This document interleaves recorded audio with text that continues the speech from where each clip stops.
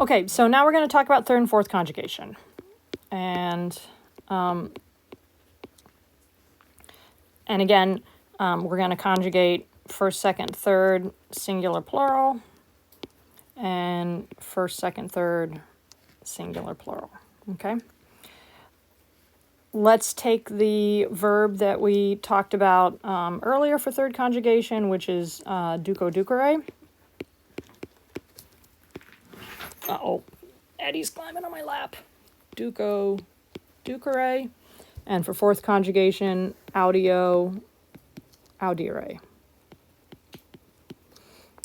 So let's just do the typical rules. So we're going to copy these first forms, and then we're going to write the stems. So we got duco, and then the stem is duque.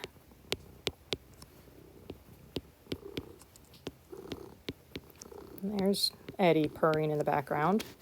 And then for audio, it's going to be audio, and then the stem is audi.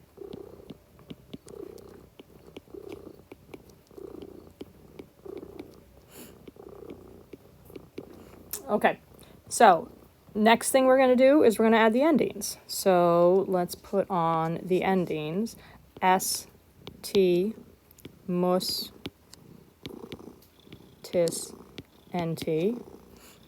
S, T, mus, tis, nt. Okay, so that's stem plus ending. That's what we did with first and second conjugation. Boom, we're 2/3 of the way there. Now you have to think about the weirdness or the vowel shift. So remember, I told you this E here is a wimpy, weak E. So that's why it doesn't have a long mark. So the E gives into peer pressure. It does not want to stay an E, and it's malleable. So for the third conjugation, this E is going to change into an I. And that's just purely phonetic, like the way it sounded. It said duques.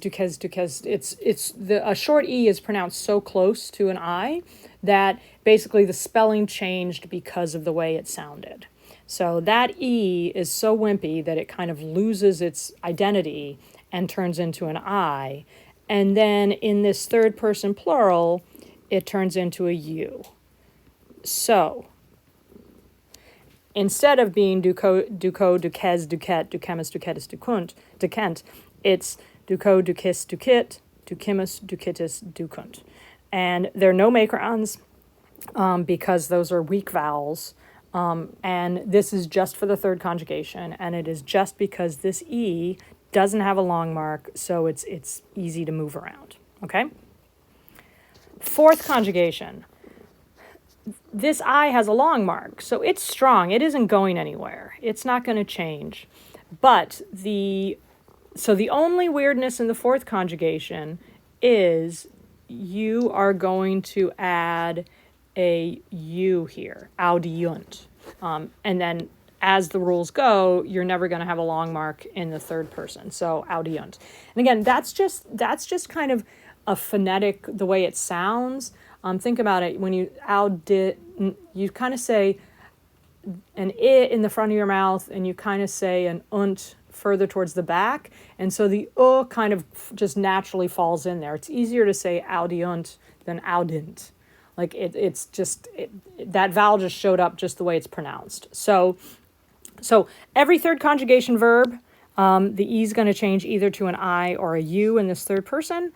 And every fourth conjugation verb, you just have to remember to add this U in the third person, and that's how you conjugate the verb. Again, obviously, if you see this in a passage, it'll be easy to translate, but just if your teacher expects you to create these verbs, these are the rules.